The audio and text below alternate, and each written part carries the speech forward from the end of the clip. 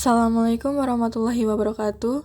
Perkenalkan, nama saya Yovana Nelly Adha, nomor presenti 35 dari kelas 12H. Saya di sini akan menjelaskan bagaimana era reformasi di Indonesia. Reformasi di Indonesia disebut juga sebagai era pasca Soeharto, yang dimulai pada tahun 1998, mengakhiri masa kekuasaan 32 tahun Soeharto. Soeharto melepas jabatannya pada 21 Mei 1998 yang kemudian digantikan oleh Wakil Presiden B.J. Habibie. Latar belakang era reformasi yaitu mundurnya Presiden Soeharto dilatar belakangi oleh krisis moneter sejak 1997. Kondisi ekonomi Indonesia pada saat itu tengah sangat melemah dan merosot, sehingga menimbulkan ketidakpuasan masyarakat yang kemudian memicu terjadinya demonstrasi besar-besaran yang dilakukan oleh berbagai aksi mahasiswa di wilayah Indonesia. Hal ini mengakibatkan pemerintahan Orde Baru di bawah kepemimpinan Presiden Soeharto pun mendapat banyak tekanan politik, baik dari dalam negeri maupun luar negeri. Dari luar negeri sendiri, Amerika Serikat secara terbuka meminta agar Soeharto mengundurkan diri dari jabatannya sebagai presiden. Sedangkan dari dalam negeri, terjadinya gerakan mahasiswa yang turun ke jalan menuntut agar Soeharto lengser dari jabatannya. Kepemimpinan Soeharto semakin menjadi sorotan sejak terjadinya tragedi Trisakti pada 12 Mei 1998, di mana 4 mahasiswa tertembak mati dan memicu kerusuhan Mei 1998 sehari kemudian. Tekanan dari para massa terhadap Soeharto pun memuncak ketika sekitar 15.000 mahasiswa mengambil alih gedung DPR atau MPR yang berakibat proses politik nasional lumpuh. Tetapi pemberontakan yang dilakukan oleh para mahasiswa ini membuat Presiden Soeharto tidak memiliki pilihan lain selain mengundurkan diri.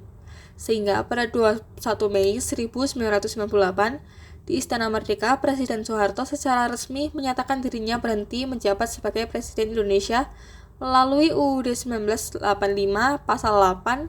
Soeharto segera mengatur agar Wakil Presiden B.J. Habibie disumpah untuk menjadi penggantinya di hadapan Mahkamah Agung. Sejak saat itu, kepemimpinan pun beralih dari Soeharto ke B.J. Habibie. Dan terbentuklah era reformasi.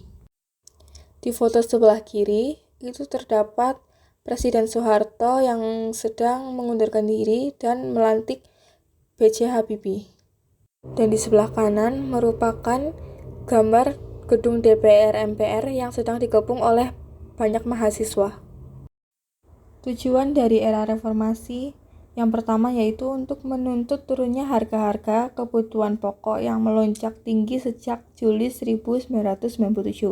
Dan yang kedua, menuntut MPR untuk tidak kembali mencalonkan Soeharto sebagai presiden untuk periode ke-7.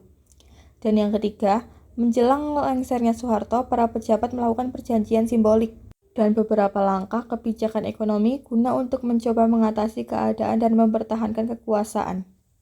Sistem pemerintahan pada era reformasi dilakukan dengan menerapkan demokrasi Pancasila. Sesuai dengan asas demokrasi yang berlandas Pancasila, pada era ini pemerintahan memberikan ruang gerak kepada partai politik dan DPR untuk turut serta mengawasi pemerintahan secara kritis. Perubahan-perubahan yang terjadi pada era reformasi seperti yang ada pada gambar, di situ disebutkan pembagian kekuasaan antara pemerintahan pusat dan daerah diperbaiki, kekuasaan dipindah dari pemerintah ke pusat ke daerah, transisi ke demokrasi multipartai, pemilihan umum yang luber jurdil, dan reformasi birokrasi. Era reformasi tentu saja memiliki dampak positif. Yang pertama yaitu kerusuhan Mei 1998 adalah terjadinya pergantian kepemimpinan nasional atau rezim yang menguasai negara Indonesia. Yang kedua, pembatasan masa jabatan presiden dan wakil presiden. Yang ketiga, membuka kembali kebebasan berpendapat yang telah dikekang rezim Orde Baru. Namun, era reformasi juga memiliki dampak negatif. Yang pertama, terjadi beragam aksi kekerasan seksual. Yang kedua, kerugian materi yang sangat besar. Yang ketiga, tindakan kerusakan, penjarahan, dan pembakaran mengakibatkan berbagai bisnis tidak dapat beroperasi serta banyaknya orang yang kehilangan pekerjaan. Demikian penjelasan dari saya mengenai era reformasi. Terima kasih atas waktu dan kesediaannya mendengarkan penjelasan dari saya.